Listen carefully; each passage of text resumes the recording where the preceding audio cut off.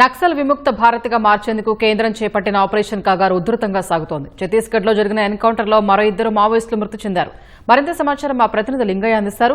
లింగయ్య, మృతి చెందిన నక్సలైట్ల వివరాలేంటి? వారిపై రివార్డులు ఏమైనా ఉన్నాయా?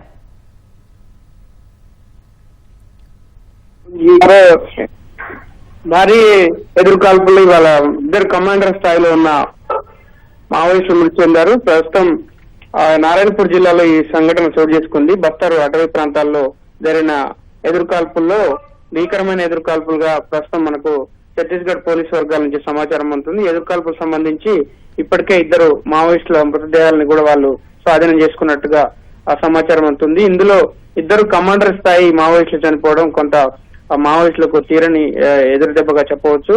ఒక కమాండర్ పై 8 లక్షల, అదేవిధంగా ఇంకో కమాండర్ పై 5 లక్షల రివార్డు కూడా ఉంది.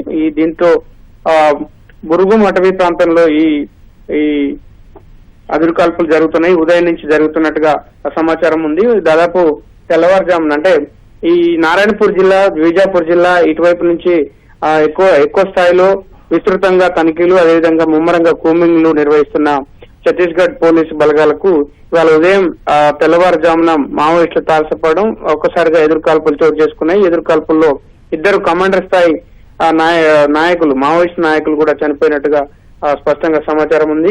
దీనికి సంబంధించి ఛత్తీస్గఢ్ పోలీసులు కూడా ఒక అధికారిక ప్రకటన కూడా విడుదల చేశారు. అయితే వాళ్ళిద్దరి పేర్లు ఇంకా ప్రకటించినప్పటికీ కూడా ఒక కమాండర్ పై 8 లక్షల రివార్డు, అదేవిధంగా ఇంకో కమాండర్ పై 5 లక్షల రివార్డు ఉన్నట్టుగా ఛత్తీస్గఢ్ పోలీసులు ప్రకటించారు.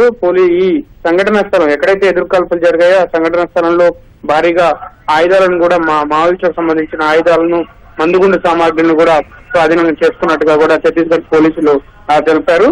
ఏకపాటిత్వం రైఫిళ్లు, అదేవిధంగా ఇతర ఆయుధాలు కూడా, మందుగుండు సామాగ్రిని కూడా స్వాధీనం చేసుకున్నట్టుగా ఛత్తీస్గఢ్ పోలీసులు ప్రకటించారు. మరోవైపు ఛత్తీస్గఢ్ ను పూర్తిగా మావోయిస్ట్ రహిత ప్రాంతంగా చేయడమే లక్ష్యం అంటూ ప్రభుత్వం ప్రకటించింది. కేంద్ర ప్రభుత్వం కూడా దీన్ని ప్రతిష్టాత్మకంగా తీసుకున్న నేపథ్యంలో వరుసగా ఛత్తీస్గఢ్ మొత్తం రాష్ట్రాల్లోని అటవీ ప్రాంతాలు, ఏదైనా దండకార్య ప్రాంతాలను పూర్తిగా జల్లెడబడుతున్న నేపథ్యంలో దాదాపు ప్రతి కూంబింగ్ లో, ప్రతి తనిఖీలో కూడా దాదాపు 500 నుంచి 700 మంది, కొన్ని చోట్ల అదేవిధంగా 300 నుంచి 500 మంది పోలీస్ బలగాలు కూడా ఈ కూంబింగ్ లో పనిచేస్తున్నాయి.